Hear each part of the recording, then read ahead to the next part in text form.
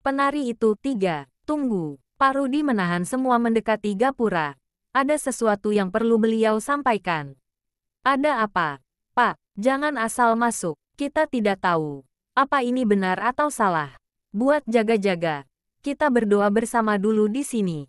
Doa berlangsung hikmat penuh kehusyukan meminta perlindungan diri kepada Yang Maha Esa dipimpin langsung oleh beliau sebelum melangkahkan kaki melewati Gapura. Jangan lupa, sebelum melangkah baca basmalah. Sesudah Gapura terdapat pagar tanaman yang tersusun rapi memanjang setinggi dada orang dewasa. Dipimpin paling depan Narendra dan Pak Rudi sedangkan pria yang tersisa jaga di belakang barisan para wanita. Tidak ada obrolan ataupun candaan. Mereka larut dalam pikirannya masing-masing. Lengan para gadis saling mengait satu sama lain untuk mengurangi rasa takut yang berhasil menjalar ke seluruh tubuh. Di sini sangat sepi, tidak tampak ada penghuni. Benar-benar sunyi dan gelap sejauh mata memandang. Hanya lampu obor yang berbaris renggang di kanan kiri jalan membantu bulan menerangi jalan mereka. Suara lolongan serigala maupun hewan malam lainnya pun tidak lagi terdengar. Jangankan suara binatang malam, angin saja enggan menyentuh kulit semenjak melewati Gapura. Apa mereka salah mengambil keputusan? Tapi nanggung mereka sudah sampai sini. Tinggal beberapa langkah lagi bisa menemui warga. Mungkin hanya perasaan mereka saja atau mungkin hanya sebuah kebetulan. Lagian ini juga sudah agak larut malam. Jam di tangan sudah menunjukkan angka 9. Kemungkinan sebagian warga telah terlelap atau mungkin lagi sibuk menghadiri suatu acara di desanya. Itu sudah kelihatan rumah warga. Dengan semangat yang menggebu mereka mendekat ke beberapa rumah sederhana dengan jarak agak jauh satu sama lain dan sama-sama kondisi tertutup rapat, hanya lampu remang-remang menerangi latar rumah. Diketuk pintu 3 ketukan tapi hasilnya nihil. Tidak ada satupun pintu yang terbuka. Sudah berapa rumah belum juga ditemukan warga setempat, lantas dilanjutkan kembali perjalanan terus mengikuti alunan musik yang menjurus ke tempat luas. Ternyata mereka semua berkumpul di sini. Banyak sekali pedagang dan pengunjung memenuhi area. Tunggu, jangan ada yang berpencar. Ingat pesan Bapak tadi. Jangan ada yang makan dan minum dari tempat ini. Kita ke sini hanya untuk meminta bantuan dan melanjutkan perjalanan.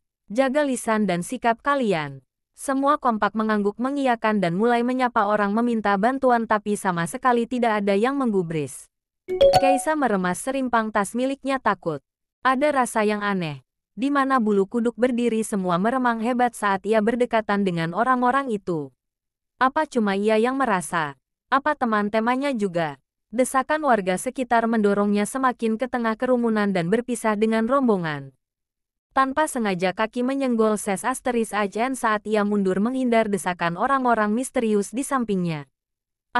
Teriaknya kaget. Semua mata yang awalnya tidak peduli kini tertuju ke arahnya, marah mengganggu membuat rusuh acara mereka. Kaisa mana Kaisa? Kak, Kaisa hilang. Panik Naila baru menyadari satu temannya hilang.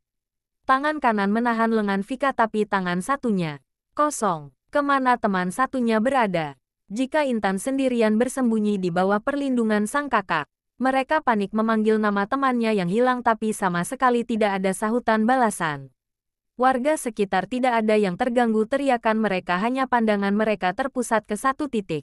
Kak, itu baju Kaisa di sana. Semua histeris, teman mereka seperti sedang diinterogasi dan di sebelah kaki. Sepertinya teman mereka itu sudah membuat kesalahan. Berhamburan semua mendesak di antara kerumunan warga, menatap marah ke temannya yang ketakutan. Menutup mata dan telinga. Ia diputari seorang penari yang luwes melenggak-lenggokkan seluruh anggota tubuh dengan seujung selendang di kedua tangan. Vika sok, penari itu. Ini bukan dunianya. Si penari menyeringai menyeramkan ke arah Vika yang mulai tersadar di mana mereka saat ini tanpa menghentikan tariannya. Terus dan terus menari menelisik setiap sudut seluruh tubuh Kaisa dari atas sampai bawah. Dita tidak tahan. Tidak mau membuang waktu lagi, ingin segera menolong teman kampusnya itu, tetapi langkahnya ditahan. Jangan, Kak. Kaisa dalam bahaya. Belum juga selesai berdebat. Warga yang ada di depan membalikkan badan. Dengan muka amarahnya mulai memojokkan. Berjalan pelan ke arah mereka. Vika terus menahan dengan telapak tangan agar Dita tidak ceroboh, tetap hati-hati jika mereka ingin selamat. Semua terpojok mundur hingga ke pinggir lapangan. Mungkin lapangan. Entah lapangan atau bukan. Semua gelap. Cahaya hanya didapat dari pancaran sinar bulan dan obor yang terpasang di beberapa sudut. Tidak hentinya mereka didesak sampai Vika mengisyaratkan rombongannya untuk duduk karena sudah tidak ada lagi tempat untuk mundur. Belakang sudah hutan yang lebat. Syukurlah, orang-orang misterius itu sudah tidak lagi mendesak. Akan tetapi, minggir berbaris memanjang seperti pagar seolah memberi jalan pandangan rombongan Vika memudahkan untuk melihat penampilan yang akan disuguhkan. Kaisa yang terus ketakutan tetap diputari dengan tarian. Tarian yang awalnya pelan sangat luwes kini semakin cepat tempo tarian dan musiknya. Semakin pula terlihat meni asteris era asteris emkan siapapun yang melihat. Entah mau apa mereka. Ingin menolong tapi tidak tahu harus berbuat apa. Apalagi, kanan kiri seperti dijaga dipaksa terus melihat lurus ke depan. Kekangan di lengan Vika semakin rapat. Gadis yang sejak di dalam mobil menggenggam erat sama sekali tidak membiarkan ia terbebas sedikit. Bruk, Kaisa tidak tahan lagi. Mentalnya dipenuhi rasa takut hingga memuncak ke ubun-ubun terjatuhlah ia tidak sadarkan diri. Kaisa, setelah mendapati korbannya tidak sadar, penari tersenyum lebar menakutkan berjalan mendekat semakin membuat bulu kuduk merinding tersenyum sinis ke arah Vika. Kamu dari mana saja sih? Omel Vika kesal ke gadis kecil yang baru muncul. Duduk di sampingnya tersenyum polos tanpa rasa bersalah sebelum pandangan dialihkan ke arah depan lurus dengan perubahan muka signifikan. Sudah tidak ada senyum hanya tatapan tajam menatap lurus ke depan ke arah penari tersebut. Si penari yang ditatap tersenyum hormat, membungkukkan badan. Tangan kanan dengan selendang yang tidak pernah terlihat lepas diletakkan di depan dada. Sedangkan, tangan satunya dibiarkan menggantung ke bawah luwes terus menari berjalan mundur lalu menghilang.